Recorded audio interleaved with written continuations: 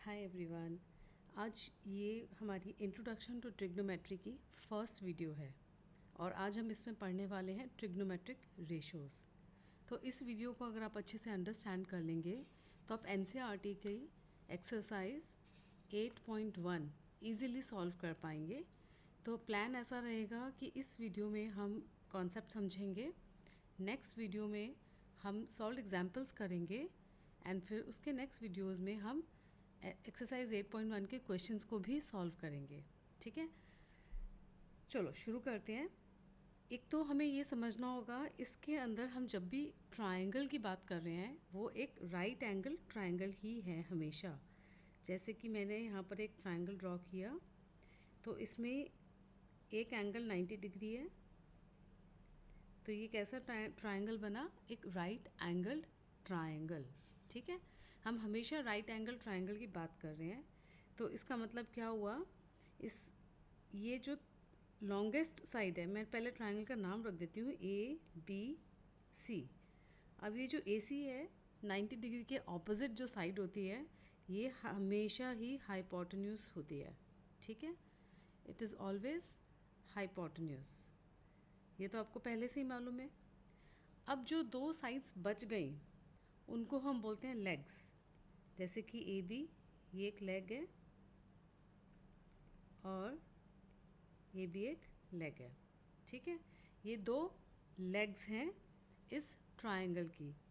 अब हमें सबसे पहले ये देखना है कि इस ट्रायंगल के अंदर एक एंगल तो 90 डिग्री हो गया।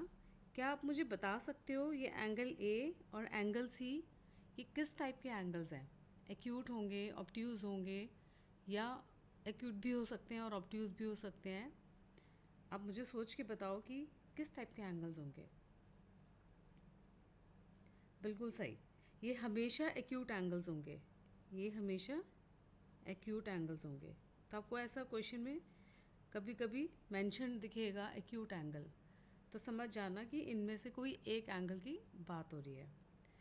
अब इसमें हमने बोला कि हमारे पास दो लेग्स हैं और दो एक्यूट एंगल्स हैं। अब हम इनके रिलेशनशिप को स्टडी करते हैं और उसी से हमारी रेशोज़, ट्रिग्नोमेट्रिक रेशोज़ बनेंगी। चलो देखते हैं। अब हमने फिर से एक ट्रायंगल बनाया। ये एक ट्रायंगल है, ये 90 डिग्री एंगल है, इसका नाम हमने ABC रखा। AC हमारा हाइपोटेन्यूज है, मैं शॉर्ट में H लिख देती हूँ तो अंडरस्टूड है वो हाइपोटेन्यूज है।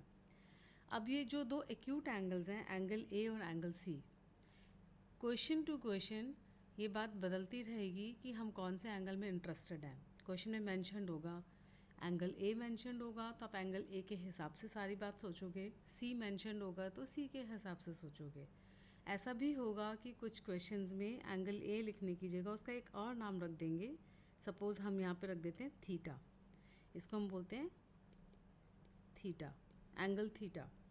तो किस एंगल की बात हो रही है उसके ऊपर डिपेंड करेगी सारी रेशोज़ की फॉर्मूलाज। तो सपोज़ इस वाले जो अभी मैं एक्सप्लेन कर रही हूँ इसमें हमारा थीटा एंगल A है, एंगल A का नाम थीटा है। तो जिस भी एंगल के बारे में हम बात कर रहे हैं या हम इंटरेस्टेड हैं उसके ऑपोजिट, उसके सामने वाली जो साइड है, यानी कि उसके सामने वाली जो लेग है उसको हम बोलते हैं परपेंडिकुलर। ठीक है, अब जो दूसरी लेग रह गई उसको हम बोलेंगे बेस। हमेशा ऐसे होगा। एक और एग्जांपल लेके देखो। फॉर एग्जांपल ये एक राइट एंगल ट्रायंगल है, इस ट्रायंगल का नाम है PQR। इसमें एंगल Q हमारा 90 डिग्री है और इसके अंदर हमारा थीटा ये वाला एंगल है। तो इस वाले ट्रायंगल के लिए हमारा जो परपेंडिकुलर है वो हो जाएगा PQ और बेस हो जाएगा RQ और ये हाइपोटेन्यूज है। तो आपने ऐसे नहीं सोचना है कि जो साइड आपको सपोज़ ये साइड आपको नीचे नीचे दिख रही है तो ये बेस है, ऐसा नहीं है। बेस ये भी हो सकता है। ठीक है, इस वाले क्वेश्चन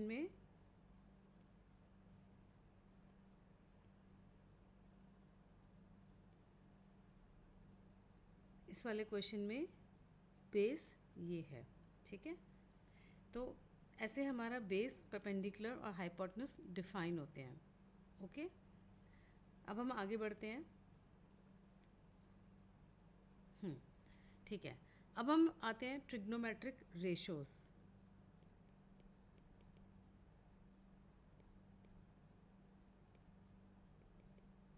ट्रिग्नोमेट्रिक रेशोस, वैसे तो ट्रिग्नोमेट्रिक रेशोस की जो नंबर है, क्वांटिटी है, वो है 6। वैसे तो ट्रिग्नोमेट्रिक रेशोस 6 हैं, 6 ट्रिग्नोमेट्रिक रेशोस हैं। पहले मैं आपको उनके नाम बता देती हूँ, फिर मैं आपको ये बताना चाहूँगी कि उसमें से 2 अगर आपको पता है तो बाकी 4 भी आपको पता है, ठीक है। तो पहले हम उनके नाम समझ लेते हैं। एक ट्रिग्नोमेट्रिक रेशो का नाम है साइन, दूसरे का नाम है कोसाइन, तीसरे का नाम है टेंजेंट, इसको हम शॉर्ट में लिखते हैं साइन, ई नहीं लगाते हैं और आगे हमने लिख दिया साइन थीटा। इसको हम लिखते हैं कॉस थीटा, इसको हम लिखते हैं टैन थीटा। आप इन नामों को देख के कंफ्यूज मत होना बिल्कुल भी, ये नाम है सिर्फ, ठीक है, और ये स्टैंडर्ड है। तो अब 3 रेशोज़ और हैं। एक का नाम है कॉसेक, वैसे तो फुल फॉर्म कोसिकेंट है, बट हम शॉर्ट में बोलेंगे कॉसेक थीटा। ऐसे ही एक है सीकेंट, हम बोलेंगे सेक थीटा। फिर है कोटेंजेंट और हम बोलेंगे कॉट थीटा, ठीक है। ये 6 रेशोज़ हैं। अब हम समझते हैं कि इन ये जो नाम मैंने रखे हैं, इसका उस ट्रायंगल से क्या लेना देना था। ओके, चलो अब हम ट्रायंगल बनाते हैं। सपोज मैंने ट्रायंगल का नाम रखा ए बी और सी। हमने इसको थीटा माना इस एग्जाम्पल के लिए, तो हमारा परपेंडिकुलर हो गया बी सी, बेस हो गया ए बी, हाइपोटेन्यूज हमें पता है हमेशा 90 डिग्री के ऑपोजिट होता है। तो अब आपको एक फॉर्मूला याद करना है, बहुत इजी है, और हमेशा जब भी क्वेश्चन सॉल्व कर रहे हो आप अपने रजिस्टर के पेज के कोने में रेफरेंस के लिए लिख सकते हो। 2-4 बार लिखोगे उसके बाद आपको याद ही हो जाएगा, ठीक है। P B P H H B, ठीक है। इसका मतलब हो गया, मैं फिर से बताती हूँ, मैं यहाँ बड़ा बड़ा लिख देती हूँ, P B P H H B. इसका मतलब हो गया पंडित बद्री प्रसाद हर हर हर हर बोले। पंडित बद्री प्रसाद हर हर बोले, ये याद रखना है आपने। अब इससे हमें पता क्या चला, ये जो यहाँ पर P है, ये जो P है इसका मतलब है परपेंडिकुलर, और ये जो H है इसका मतलब है हाइपोटेन्यूज। तो ये एक रेशो बन गई हमारी, और इस रेशो का नाम है साइन थीटा। तो इसका मतलब हमारे पास क्या रिज़ल्ट आया, साइन थीटा का जो फॉर्मूला है वो है परपेंडिकुलर अपॉन हाइपोटेन्यूज। ऐसे ही अब हमारी जो सेकंड रेशो है, बी का मतलब बेस है, एच का मतलब हाइपोटेन्यूज है, और हमारी ये जो रेशो बनी बेस अपॉन हाइपोटेन्यूज, इसका नाम है कॉस थीटा। तो इसका मतलब हमारे पास कॉस थीटा का फॉर्मूला आया, cos theta is equal to base upon hypotenuse. और जो थर्ड रेशो है वो है परपेंडिकुलर अपॉन बेस, ठीक है। तो ये हमारे पास आ गया टैन थीटा। तो हमारे पास फॉर्मूला आ गया tan theta is equal to perpendicular upon base. तो अगर हमें पंडित बद्री प्रसाद हर हर बोले पता है, तो हमें सिर्फ इतना याद रखना है कि फर्स्ट रेशो हमेशा साइन थीटा होती है, बीच वाली हमेशा कॉस थीटा होती है, लास्ट वाली हमेशा टैन थीटा होती है।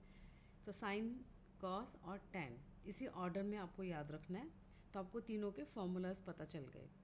अगर आपको ये 3 फॉर्मूलाज पता हैं तो बाकी 3 आपको याद करने की ज़रूरत नहीं है, ऑटोमेटिकली पता चल जाएंगे। देखें कैसे, पंडित बद्री प्रसाद हर हर बोले, ठीक। अब हम यहाँ देखते हैं साइन थीटा। इस फॉर्मूले के हिसाब से साइन थीटा था perpendicular upon hypotenuse, cos theta था base upon hypotenuse, and tan theta है परपेंडिकुलर अपॉन बेस। तो अब साइन थीटा का अगर रेसिप्रोकल कर दिया जाए तो वो बन जाता है कॉसेक थीटा। तो बस सिंपल है, उसका रेसिप्रोकल है, ठीक है। कॉस थीटा का रेसिप्रोकल करेंगे तो हो गया sec theta, and tan theta का रेसिप्रोकल करेंगे तो कॉट थीटा, यानी कि बेस अपॉन परपेंडिकुलर। तो अगर आपको साइन पता है तो कॉसेक भी पता है, कॉस पता है तो सीकेंट भी पता है, टैन पता है तो कॉट भी पता है। तो इससे हमें क्या पता चला? हमें पता चला sine theta is 1 upon cosec theta, या हम ये भी कह सकते हैं cosec theta is equal to 1 upon sine theta, यानी कि they are reciprocal of each other, एक दूसरे के रेसिप्रोकल हैं। Cos theta is equal to 1 upon sine theta, और सॉरी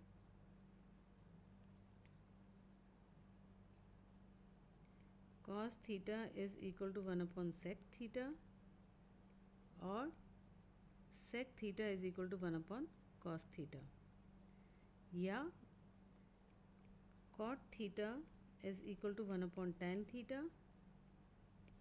और tan theta is equal to 1 upon cot theta. तो ये सारे एक दूसरे के रेसिप्रोकल है। अब एक और बड़ी इंपॉर्टेंट बात है कि अगर मुझे साइन थीटा पता है परपेंडिकुलर अपॉन हाइपोटेन्यूज, और कॉस थीटा पता है बेस अपॉन हाइपोटेन्यूज, ठीक है। एक तो ये बात याद रखना, साइन थीटा और कॉस थीटा दोनों में डिनोमिनेटर में हाइपोटेन्यूज आता है, साइन थीटा के न्यूमरेटर में परपेंडिकुलर है। देखो दोनों में तो हाइपोटेन्यूज है नीचे, साइन थीटा के न्यूमरेटर में परपेंडिकुलर है एक लेग, कॉस थीटा में बेस है। बस इतना सा याद रखो। तो अब देखें बाकी सारी रेशोज़ इसी से निकल आएंगी। एक और बात होती है इम्पॉर्टेंट, बहुत इम्पॉर्टेंट है, वो है कि टैन थीटा जो है हमेशा sine theta upon cos theta होता है। तो अगर आपको टैन थीटा का फॉर्मूला नहीं भी पता तो देखो यहाँ कैसे निकलेगा। हमें पता है tan theta is sine theta divided by cos theta, और साइन थीटा है perpendicular upon hypotenuse divided by cos theta, यानी कि बेस अपॉन हाइपोटेन्यूज। तो perpendicular upon hypotenuse multiplied by hypotenuse upon base, ये कैंसिल हो गया और हमारे पास आ गया परपेंडिकुलर अपॉन बेस। तो देखो ऊपर हमने यही पढ़ा था, ये रहा tan theta is perpendicular upon base. ये तो थे सारे बेसिक कॉन्सेप्ट्स। अब हम नेक्स्ट वीडियो में ये देखेंगे कि इस सारी बातों को यूज़ कैसे करना है, इससे क्वेश्चंस कैसे सॉल्व होंगे, ठीक है।